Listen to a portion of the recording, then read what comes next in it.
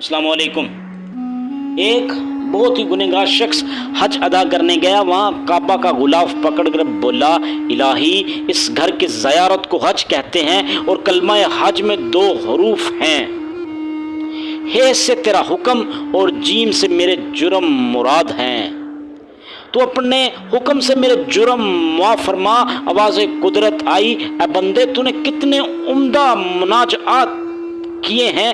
پھر کہو دوبارہ وہ نئے انداز میں بولا، اے میرے بخششنہار، اے غفور الرحیم، تیری مغفرت کا دریا گنہگاروں کی مغفرت و بخشش کے لیے پرجوش ہے، تیری رحمت کا خزانہ ہر ایک کے لیے کھلا ہے۔ الہی اس گھر کی زیارت کو حج کہتے ہیں اور حج 2 حروف پر مشتمل ہے اور جیم، ہے سے میری حاجت اور جیم سے تیرا جود و کرم ہے، تو اپنے جود و کرم سے اس مسکین کی حاجت کو پوری فرما دے میرے اللہ۔ آواز قدرت آئی، اے میرے بندے تو نے کتنی خوبصورت حمد بولی ہے۔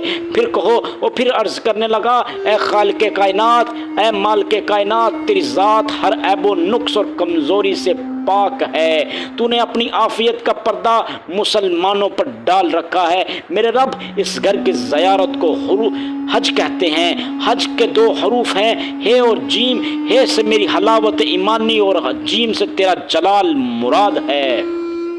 تو نے اپنے جلال کی برکت اس ناتواں ضعیف بندے کے ایمان کی حلاوت کو شیطان سے محفوظ رکھنا ہے۔ آواز قدرت یا مخلص ترین عاشق و صادق بندے، میرے بندے تو نے میرے حکم اور میرے جود و کرم اور میرے جلال کے توسل سے جو کچھ بھی طلب کیا چاہ ہم نے تجھے عطا فرمایا۔ ہمارا تو کام ہی ہے مانگنے والوں کا دامن بھر دینا، مگر بات تو یہ ہے کوئی مانگے تو صحیح، کسی کو مانگنے کا سلیقہ تو آتا ہو۔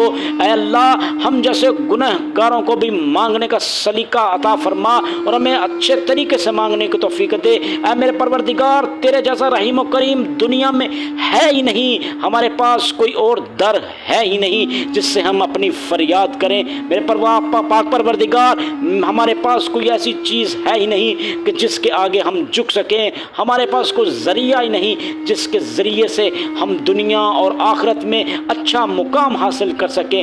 ہمارے پاس فقط میرے اللہ تیری ذات پاک ہے جس سے ہمیں تمام سب کچھ حاصل ہو سکتا ہے، اور جس کے نبی کریم صلی اللہ علیہ وآلہ وسلم حضرت محمد مصطفیٰ صلی اللہ علیہ وآلہ وسلم کا امتی ہونے پر فخر ہے۔